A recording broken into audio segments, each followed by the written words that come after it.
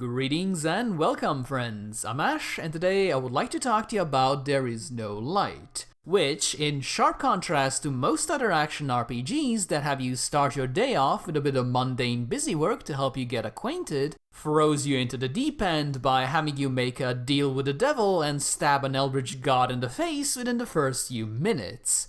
What follows next is a lengthy adventure that will take you across a world riddled with corruption and teeming with mutated monstrosities, all of which you'll need to single-handedly best in martial combat while doing whatever you can to keep your soul from descending into darkness. And things get only weirder and weirder from there on out. So if you're curious about what There Is No Light's bizarre world has to offer, as well as how the ever-present combat system works, allow me to share my thoughts after spending a week slicing and dicing my way through its accursed halls. There Is No Light's combat follows a very simple action RPG formula that revolves around dodging, chaining basic attacks to generate rage, and then unleashing powerful charged attacks. Simple, however, does not mean bad, as There Is No Light's combat is both brutally fast-paced and full of little tricks for you to master. Enemies in There Is No Light have 3 different types of attacks, each designated with a colorful marker above their head. Red attacks are generally weak and can be interrupted by even basic strikes. Yellow attacks are powerful and can only be interrupted by charge attacks, while white attacks cannot be stopped at all and thus must be dodged if at all possible. This makes it so fighting enemies, even the most basic ones, requires a fair bit of precision since you cannot just mash buttons and hope for the best. You will end up eating multiple yellow attacks in a row and die within seconds. Instead, you need to get into a bit of a rhythm that changes with each enemy type. You'll usually need to dive into battle, do some basic attacks to build up your rage, interrupt any attacks you can, dodge the ones you cannot, and then retaliate by first stunning the enemy with a powerful charge attack and then going in for the throat. Now, this is a simple idea in theory, but when you're fighting multiple mobile monsters that each have numerous attacks, trying to keep track of everything can get a bit tricky. Yet, when you do manage to do everything correctly and dance through a battle without even taking a single scratch, the feeling is genuinely amazing. Unlike most games in the genre, There Is No Light is also extremely stingy when it comes to healing supplies.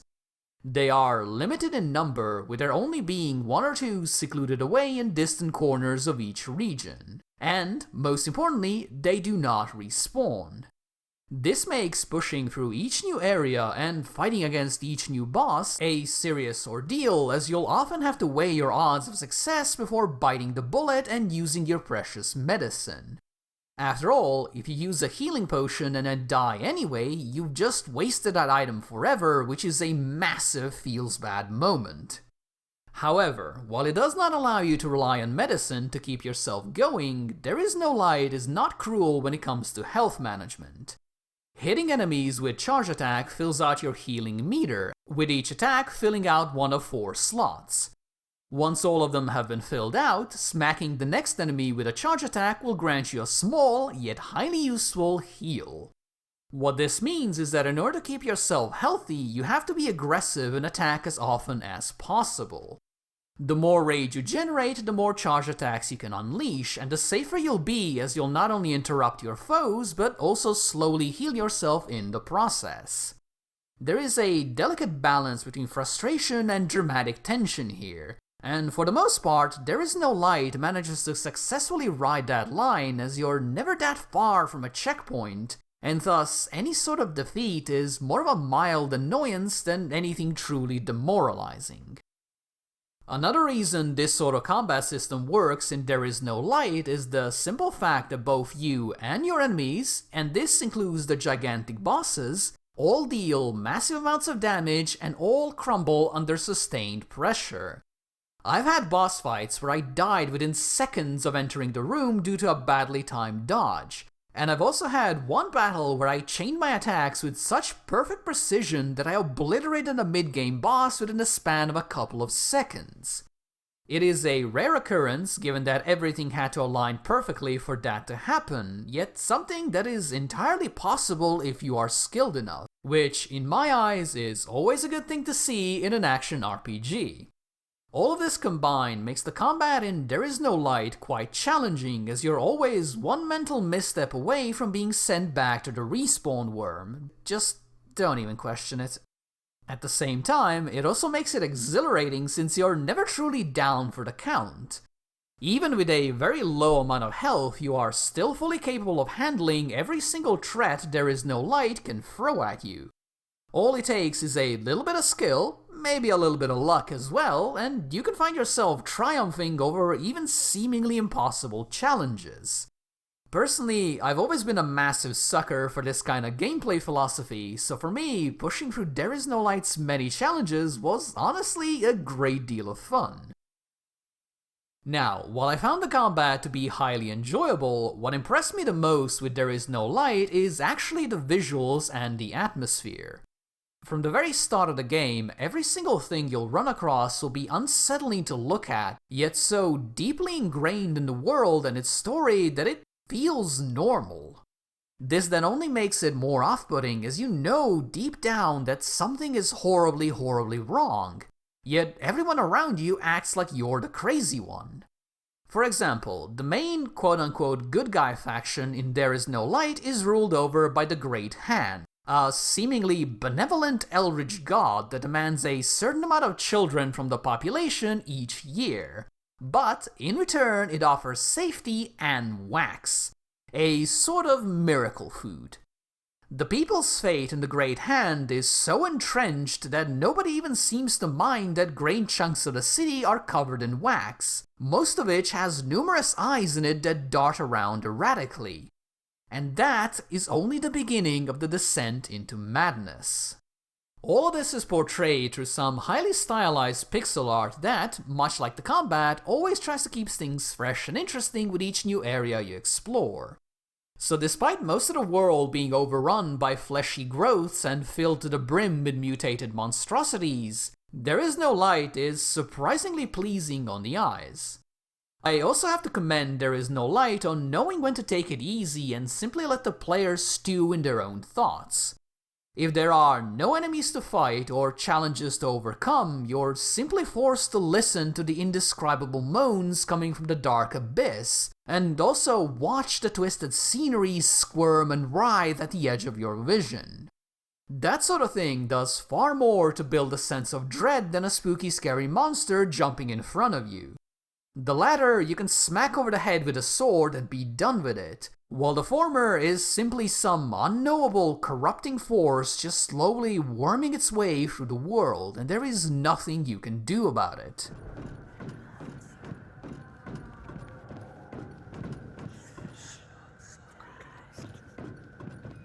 When it comes to the actual narrative behind these areas, I am genuinely not sure what to think.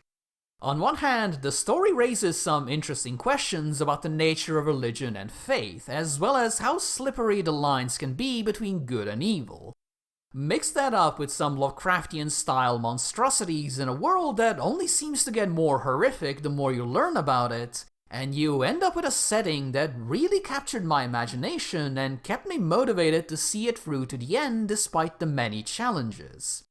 On the other hand, the actual writing behind many of the key story moments, and even random NPC interactions, is a bit too simplistic to convey the true horror of There Is No Light's world. This is a bit hard to explain since it is a compounding effect that took a fair few hours to really start bothering me. But most people talk in very simple, short sentences without much flourish or personality to it. After a while, this made the dialogue start to feel incredibly robotic to me, like I wasn't even talking to actual people. It also doesn't help that many of these conversations are very repetitive. If you're in an area that is poor and oppressed, pretty much all of the characters will just repeat that to you in a slightly different way. That sort of thing is completely unnecessary because There Is No Light's visual design is well thought out and fully conveys all of that misery and more without even uttering a single word. So while I found There Is No Light's story to be fascinating, it is mostly despite the writing rather than because of it. In the end, it was the strong visual direction and atmosphere that carried the whole experience, while the occasional bits of lore mostly served as a way to contextualize everything. As such, I wouldn't recommend skipping over the dialogue or ignoring the NPCs, though I would advise skimming through some of the less relevant conversations once you catch people repeating the same stuff over and over again. If you do this, you really won't be missing out on much. As you go through the story, you'll also have a ton of chances to give your opinion on other people's problems, and in the process, influence your alignment towards either good or evil. In theory, this karma system is there to show how you can, through great effort and sacrifice, triumph over your darker side and become a beacon of hope for others. In reality, it is a bit of a roller coaster of nonsense that seems to award positive or negative points completely at random. Now, I am aware this sounds extreme, so allow me to give you 2 examples. In the slums, there is a man with literally nothing to his name that asks you if it is okay for him to steal medicine to save his dying daughter.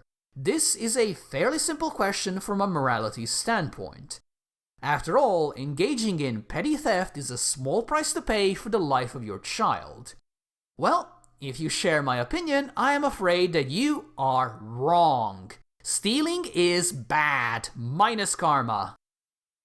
Example number 2. A blood-covered maniac living in the literal abyss that looks like hell asks you if it is just for his people to storm the main human city and quote-unquote liberate everyone from religious oppression by force.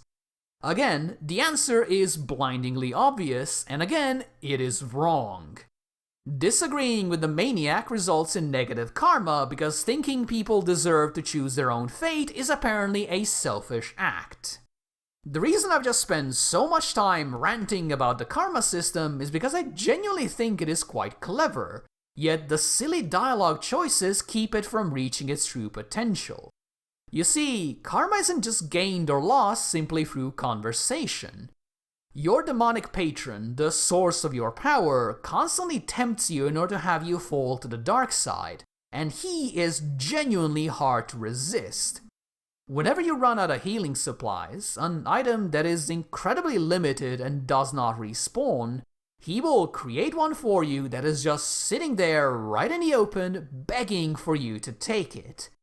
Yet if you succumb to the temptation and go for the forbidden fruit, you will pay for it with your karma. Similarly, in particularly difficult areas, the demon will create a magical gateway for you that leads from the respawn point to a spot near the end of that section.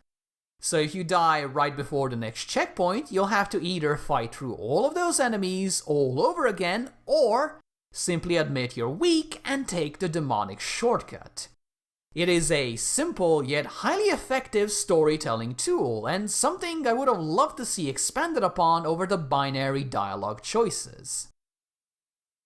What's not binary, however, is the sheer amount of areas you can explore from the very start. None of this is signposted for you either, so if you're like me and you decide to sniff around every nook and cranny, you'll frequently find yourself in vastly different parts of the world, fighting absurd things like blind ghosts and face-stealing spiders. And since there is no world map, speculating on where you are and what you're even trying to accomplish there is rather intriguing. This also helps with the difficulty, since if your current path ever becomes too challenging, you can simply fast travel to a different location and use the generally gentle first few areas to level up your weapons. That said, these weapons are also the main problem I have with There Is No Light's exploration. The world is set up so you can constantly zip around and fight different flavors of enemies. Yet the reward system wants you to focus everything you have on one singular goal. The reason this is the case is that the only way to get extra weapons, which are mostly utility focused and help expand your moveset, is to defeat a tricky and highly difficult boss at the end of a very, very long path. For me, it took around 11 hours to get my very first one, something that I am honestly fairly disappointed by since I would have loved to have my two-handed sword that doubles as a boomerang far earlier in my adventure. On the positive side, each area you can visit is interesting to explore and features a variety of side paths and secrets to snoop around for. Some of these secrets will give you collectibles you need for quests, while others will give you the always handy healing supplies and experience potions that you can use to upgrade your weapons.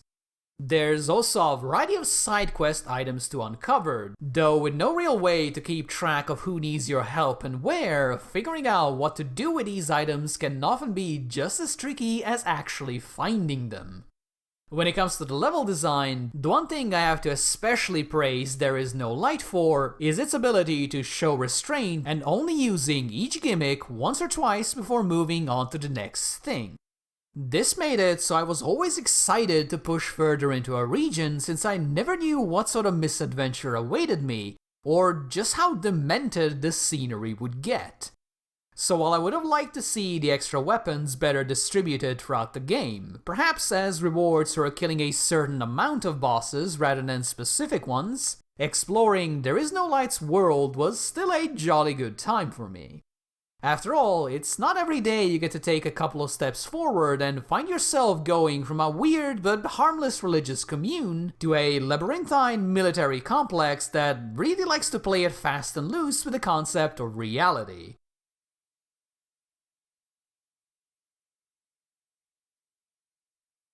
Between the consistently challenging combat encounters, bizarre yet intriguing visuals, and numerous levels that kept things fresh and interesting all the way through, I ended up having a great deal of fun with There Is No Light. While I found the writing to be a bit too blunt and simplistic, especially when compared to how evocative the world design can be without saying even a single word, it was a very easy problem to overlook given that There Is No Light's gameplay is just so well polished. As the first game from a very small studio, There Is No Light is a genuinely commendable effort, and I'll be looking forward to seeing just what else the Zellart team can create in the future as well. So if you're in the mood for a lengthy adventure, and you don't mind watching the occasional boss redecorate the room using your face over and over again, I would highly recommend giving There Is No Light a try. It really is just a rock-solid action RPG. Thank you again for watching, and if you enjoyed this, or even if you didn't, please do let me know. If you would like to see more, make sure to subscribe, hit the stupid bell, pet your monstrosity, and do whatever other nonsense you gotta do these days. Thank you again for watching, and I do hope to see you soon. Bye bye!